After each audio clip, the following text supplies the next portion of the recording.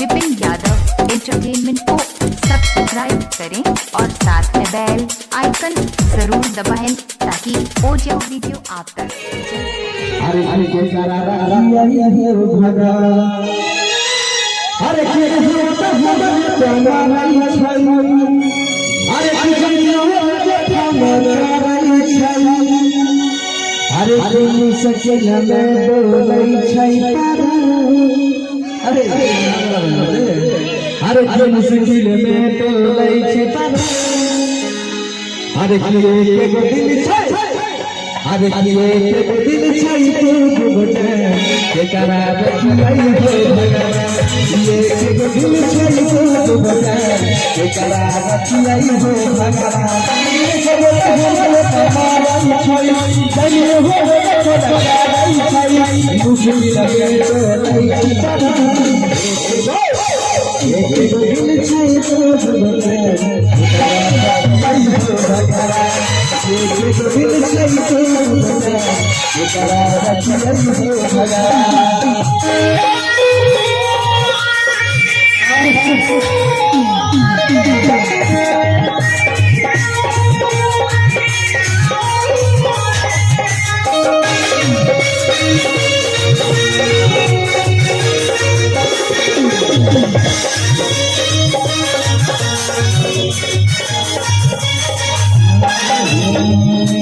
अरे के करम बनई अपना एक रस दिलाई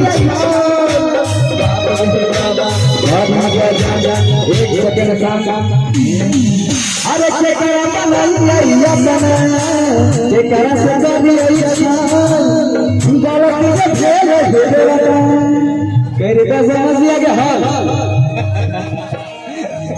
रमजाने में नहीं बज रहा है काहे कि बहुत सारा लोग है उसको इशारा दे क्या इसको इशारा दे क्या।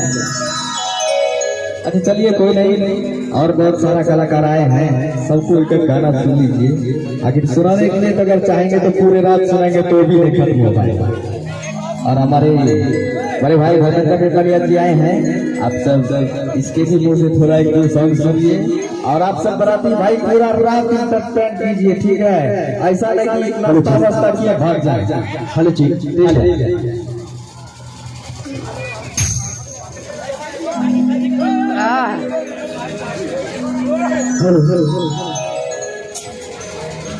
हेलो आप बहुत खुशी की बात है जो हमारे मित्र हमारे भाई अनिल जी के बहुत बड़ी शादी छे यानी हमरो मन छी और कल दिन आज फिर से मिथिला नगरी धीरे हो रहल छै एक बेर आज फिर से राम सन साहू आ सीता सन होई एकटा बंधन में बंधले आ बंधले जा रहल छै और अपनी तमाम श्रोता बंधु के दोनों हाथ जोड़ के प्रणाम करे छी नमस्कार करे छी और बहुत खुशी के बाद अपने सबके बीच किछ राखल गया किछ गवे गंगा मिलन छै सबने सबके जरूर सुनाओ अपना बहुत खातिर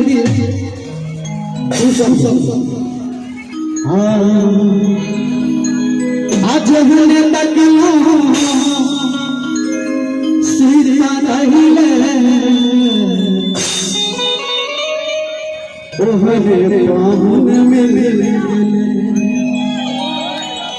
अगर निक लगे तो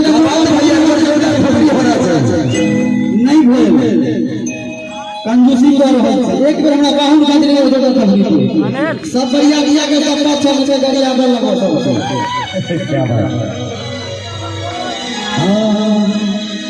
ये जहर लगलो सीता नहीं ले ओहरे बाहुन मिल गेले अपरिछन मेरी सुन के बहिना देख के सब कियो हिल गेले आज हमें तकलो सीता नहीं ले ओहरे बाहुन मिल गेले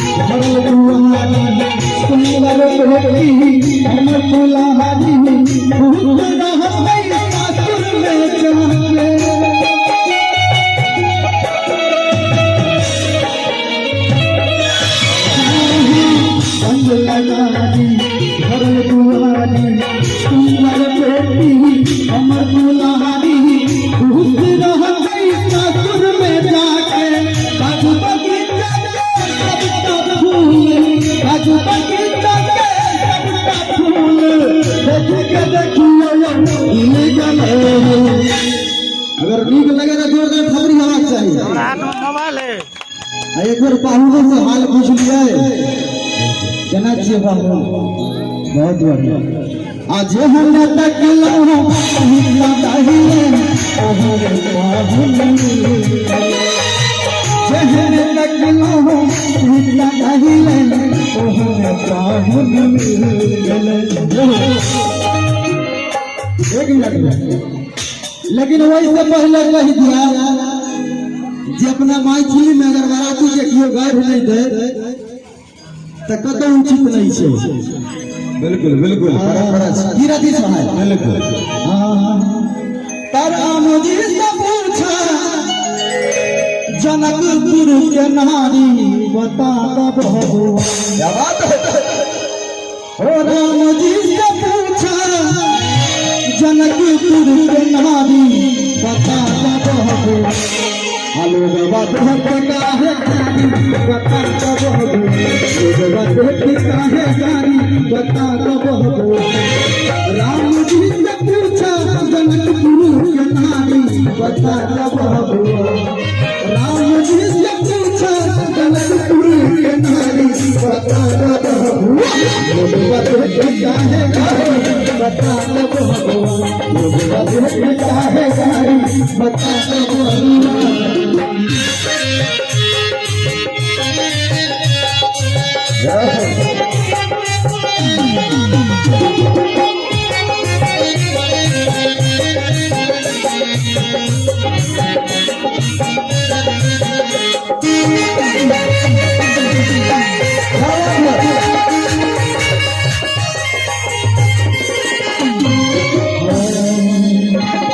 राजा सूरज की पलक हो यारी राजा सूरज की पलक हो यारी राजा सूरज की पलक हो यारी एक तारा राजकुमारी एक तारा राजकुमारी तीन बनानी बता कब हो।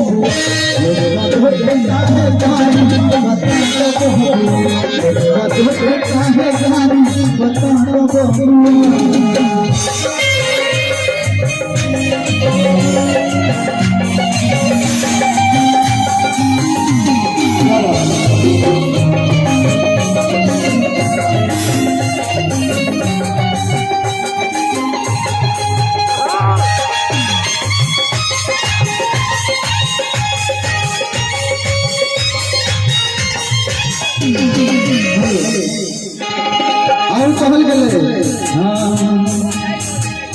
हेलो पढ़ियो ने गायब आहा दुल्हा। क्या बात है भैया? हाँ पढ़ियो ने गायब आहा दुल्हा। पढ़ियो ने गायब आहा दुल्हा।